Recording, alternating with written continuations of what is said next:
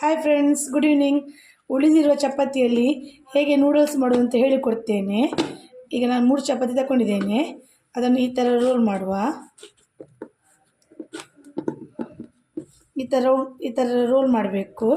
ಹಾಗೆಯೇ ಈಗ ಉದ್ದುದ್ದನೆಗೆ ಕಟ್ ಮಾಡ್ತಾ ಬರಬೇಕು. ಈ ಥರ ಕಟ್ ಮಾಡಿಕೊಳ್ಬೇಕು. ಈ ಥರ ಬರ್ತದೆ ನಿಮಗೆ ನೂಡಲ್ಸ್ ಶೇಪು. ಒಂದು ಪ್ಯಾನಿಗೆ 2 ಟೇಬಲ್ ಸ್ಪೂನ್ ಎಣ್ಣೆ ಹಾಕಬೇಕು. ನಾನು ಆಲ್ರೆಡಿ ಎಣ್ಣೆ ಹಾಕಿ ಇಟ್ಕೊಂಡಿದ್ದೇನೆ.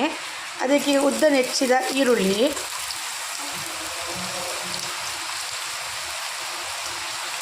ಸ್ವಲ್ಪ ಫ್ರೈ ಮಾಡುವ.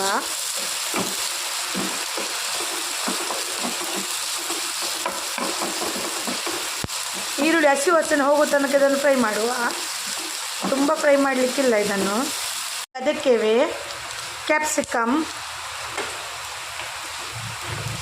ಆನಂತರ ಕ್ಯಾರೆಟ್ ಸ್ವಲ್ಪ, ಇದನ್ನೆಲ್ಲ ಪುನಃ ಮಿಕ್ಸ್ ಮಾಡುವ. ಇದು ತುಂಬ ಫ್ರೈ ಆಗಲಿಕ್ಕಿಲ್ಲ, ಸ್ವಲ್ಪ ಫ್ರೈ ಆದರೆ ಸಾಕು. ಇದೆಲ್ಲ ಹಾಗೆ ಬಾಯಲ್ಲಿ ತಿನ್ನಲಿಕ್ಕೆ ಫ್ಲೇವರ್ ಸಿಗಬೇಕು.